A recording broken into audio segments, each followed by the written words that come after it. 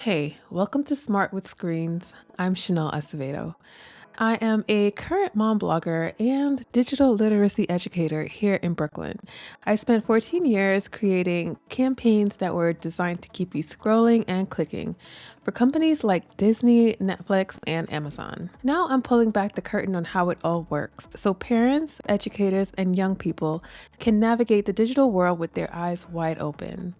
Whether you're trying to understand algorithms, manage screen time, or just trying to figure out what's actually happening behind the screens, you're in the right place. I'm Chanel, and let's get smart with screens. So, last week, I was sitting in an entrepreneurial class through the Department of Education. And yes, I'm always learning, even while I'm teaching.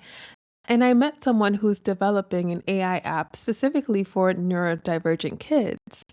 And as they described it, how it could help with emotional regulation, with routine management, with communication, I felt two things at the same time. Number one, that this is incredible. I have a neurodivergent child, so I understand. And this is technology being used as a genuine tool for support and inclusion. And the second thing I thought was that this completely complicates everything I've been saying about screen time and algorithms and digital wellness. Because if we're having a blanket conversation about kids and screens without acknowledging that different kids have different needs, we're missing something crucial. Today, we're talking about individualized digital needs and why the one size fits all approach to technology and kids is actually failing a lot of children. So, let's start with something I see constantly in my workshops and in my own community. Kids have vastly different capacities for self regulation when it comes to technology. Some kids can pick up their phone, watch one TikTok, and put it down. They can set boundaries for themselves. They can recognize when they're getting sucked in and course correct other kids. And this is not a moral failing. This is brain chemistry and development.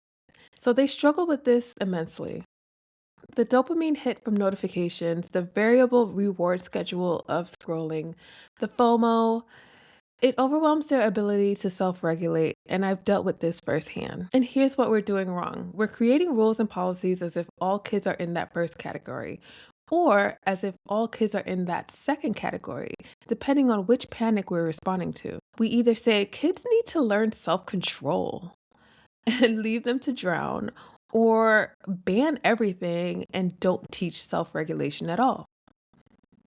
But the reality is more nuanced, and some kids need more scaffolding. Some kids need different tools. Some kids need us to recognize that their brains work differently, and that's not a deficit, it's just a different starting point. Now, let me say something that might be controversial, and I've said this before. Algorithms aren't inherently evil, they're tools. And as we talked about in the second episode, there's just different ways that you need to work with it. And for some kids, particularly neurodivergent kids, they can actually be helpful tools. So let me give you some examples. A kid with ADHD who struggles with executive function might use YouTube tutorials to learn skills in bite sized pieces, with the algorithm serving up related content that keeps them engaged in learning. An autistic kid who finds face to face social interaction overwhelming might build genuine community in Discord servers or online gaming spaces where they can control their sensory output and communication style. A kid with anxiety might use meditation apps or AI chatbots to help them process emotions without the social pressure of talking to a human. So the question isn't, are algorithms good or bad? The question is, what is this specific technology doing for this specific child? And that's a much harder question to answer with a blanket policy. So we also need to talk about this idea of who uses devices for good versus kids who get sucked into the algorithm. And we talked about this a little bit before when I talked about the young man that I met at the teen council, right? Because in my experience, both as digital marketer and as parent and educator, it's rarely that clean. The same kid might use YouTube to learn guitar 1 hour and then fall into a rabbit hole of gaming videos the next hour. The same teen might use their phone to organize a community service project and also spend 2 hours scrolling Instagram feeling terrible about themselves. And here's what I've learned from my 14 years in digital marketing. That is by design. These platforms are built to blur the line between what's useful and addictive, between educational and time wasting. So when we say a kid is good with technology or bad with technology, we're often just describing how well they're resisting systems specifically designed to be irresistible. But that resistance is harder for some kids than others. Kids with ADHD have different dopamine regulation. Autistic kids might have different sensory relationships with screens. Kids dealing with anxiety or depression might be more vulnerable to the social comparison traps of Instagram. This doesn't mean that kids shouldn't have access to technology. It means that they need different support, different tools, different conversations about what's happening. So if one size doesn't work, what does?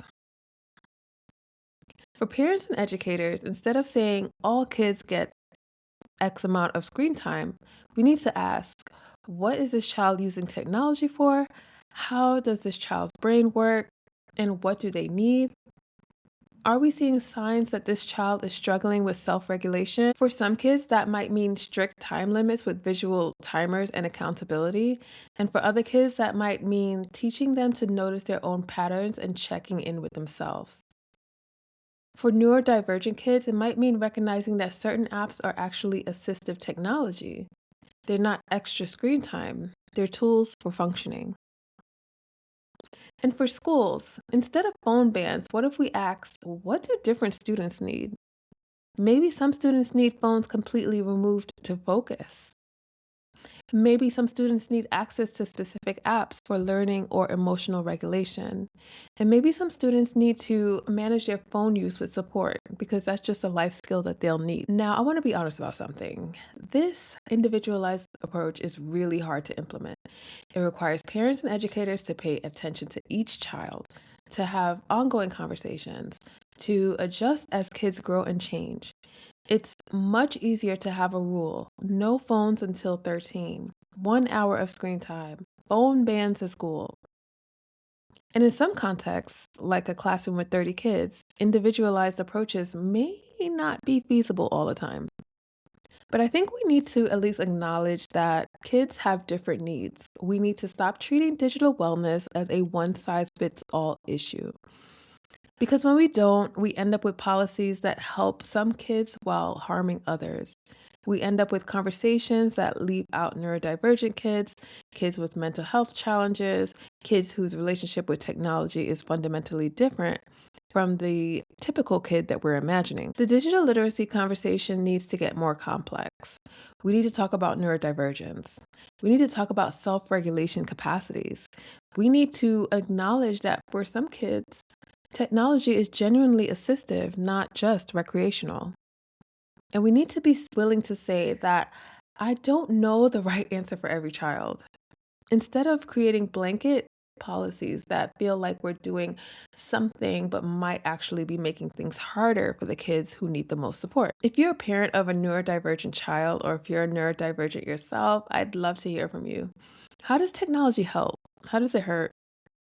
What do you wish educators and policymakers understood? And if you are an educator or administrator thinking about digital policies, I want to challenge you. Are your policies accounting for the kids who aren't neurotypical? Are you creating space for individualized approaches? This is complicated, but our kids are complicated. And they deserve us to sit with that complexity instead of reaching for simple answers. Following with this topic, in the next episode, I'm going to be talking about how I am dealing with my own personal digital limits with my kids and just being an honest mom for a little bit. And I'm going to be sharing some things, getting pretty vulnerable, and I'd love for you to take a listen and tell me what you think. I'm Schnelle Acevedo. Let's get smart with screens, all kinds of screens for all kinds of kids.